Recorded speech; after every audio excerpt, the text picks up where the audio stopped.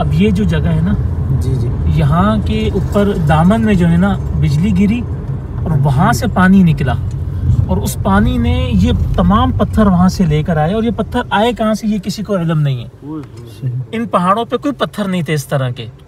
वहाँ से बिजली लगी है और दामन से जो है ना वहाँ से पानी निकले और इस कदर पानी के पूरा पत्थरों के सैलाब पानी के साथ आया है और इस पूरे गांव को तहस नहस करके चला गया।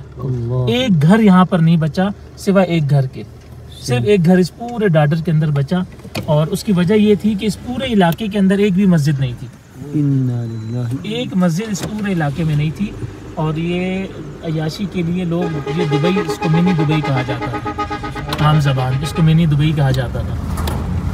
और जब ये पूरा तबाह बर्बाद हो गया, ये पत्थर अभी कटते रहे हैं, तकरीबन 10-12 साल से कट रहे हैं, लोग इनको काटते हैं, इनको क्रश करते हैं, तो ये भी छोटे हुए हैं, लेकिन अब भी आपको ये बड़े बड़े महसूस होते होंगे कि भाई इतने बड़े इलाके में उस फहाशी की वजह से, फहाशी की वजह से। और वो घर यूँ महफूज रहा कि वो थे कोई हाफिज साहब थे, उन्होंने जब वो देखा ना, उस वक्त सुबह फजर की नमाज के लिए, फजर से कबल का वक़्त था, रात के जो है ना अंधेरे में अल्लाह रब्बुल इज़्ज़त ने अज़ाब मुसल्लत किया। सब मौजूद थे, सब सोए हुए थे अपने अपने घरों में। ये उस वक़्त अज़ाब आया गैर महसूस तरीके से और सबको बहा कर लेकर गया। तो उसने जो है ना कुरान ऐसे आगे किया और कुरान की कसम देकर उस तूफ़ान को जो है ना उसका रुख तब्दील हुआ और लोग उस पर हैरान थे, ये कैसे अल्लाह रब्बुल इज़्ज़त की तरफ से जो है ना मौजज़ा हुआ कि पूरा तूफ़ान वहाँ से रुख उसने फेर कर दूसरी तरफ किया। लेकिन पूरे गांव में सिर्फ एक वो वाहिद घर बचा, जिस तरह वो मदनी प्लाजा बचा था बालाकोट के अंदर। अच्छा, याद है? मदनी प्लाजा वो वाहिद प्लाजा था जो ज़लज़ले के अंदर बचा था, बच गया था। जी जी जी, उसके बारे में जी, उसमें ये था कि वो अपनी प्लाजा के अंदर जितने नाई थे ना, उनको दाढ़ी काटने से मना करता था और किसी की इजाज़त नहीं थी कि वो दाढ़ी काटेगा। दूसरा कि यहाँ जो दुकान खोलेगा वो सीढ़ियों का काम नहीं करेगा, फहाशी वाली सीढ़ियों का, गाने बजाने फिल्मों वाली सीढ़ियों का काम नहीं करेगा।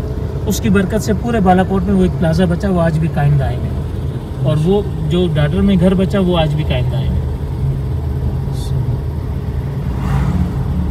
और फिर उसके बाद जो है ना सबसे पहली जो तामीर हुई इस इलाके के अंदर वो मस्जिद तामीर की गई। अच्छा, माशाअल्लाह। वो अब लोगों को जब अंदाज़ा हो गया ना, अभी वही पुराने लोग ही रहते हैं यहाँ पे, नहीं वो मर खप गए सारे। कितनी पुरानी बात है ये? मुशर्रफ दौर की बात है।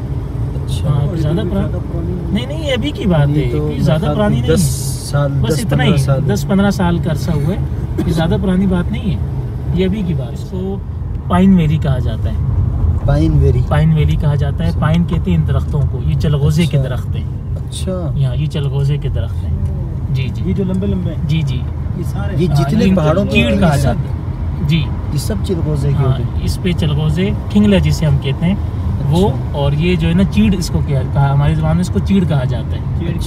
चीड़ की जो लकड़ है वो मशहूर है, वो ये होती है। अच्छा, वो सूरत हाल ये कि वो जो है ना उसको अंग्रेज़ को टीबी था। सही। तो वो यहाँ पर अपनी किसी ट्रेनिंग पर आया था इस इलाके में। अच्छा। तो उसका जो टीबी था ना, जी जी, उसमें अफाका होना शुरू हो गया। अच्छा। उसने कहा कि ये क्या वजह हो सकती है, फिर उसने रिसर्च टीम बुलाई, उसने कहा मुझे इस इलाके में जो है ना फ़ायदा हो रहा है बग़ैर किसी दवा के। सही। वो दवाएं जो मैं आम दूसरे शहरों में भी खाता था वो उस तरह मुझ पर असर अंदाज नहीं होती थी जिस तरह यहाँ हो रही है, और मेरी तबीयत उससे बहाल होती जा रही है। तो जब रिसर्च हुई ना, तो उन्होंने कहा कि चीड़ के दरख्त के ऊपर एक ख़ास किस्म का पाउडर होता है, हवा चलने से वो पाउडर उतरता है, वो उड़ता है और वो जो है ना सांस के ज़रिए जिस्म के अंदर जाता है, जिसकी वजह से टीबी के मर्ज़ जो है ना उसमें अफाका हो जाता है। फिर उसके बाद टीबी का यहाँ पे हॉस्पिटल बना था, बहुत बड़ा हॉस्पिटल था उस वक्त। टीबी का 6-6 महीने इलाज होता था, टीके लगते थे। अब तो वो कैप्सूल 12 या 6-8 कैप्सूल कुछ इस तरह का सिलसिला है, वो दे देते हैं और टीबी सही हो जाता है। उस वक्त बहुत लंबा इलाज चला करता था, तो फिर यहाँ हॉस्पिटल बना था।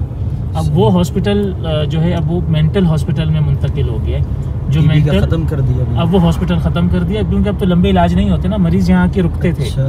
उनके लिए बड़ा हॉस्पिटल था, यहाँ के रुकते थे और वो अपना दवाई भी इस्तेमाल करते थे। यहाँ के मौसम से उनको मौसम भी बतौर दवा उनके लिए इस्तेमाल हो जाता था। तो ये वजह थी सारी। तो यहाँ की आबो हवा में एक बड़ा लुत्फ़ है, बड़ा पुरसुकून आबो हवा है यहाँ की।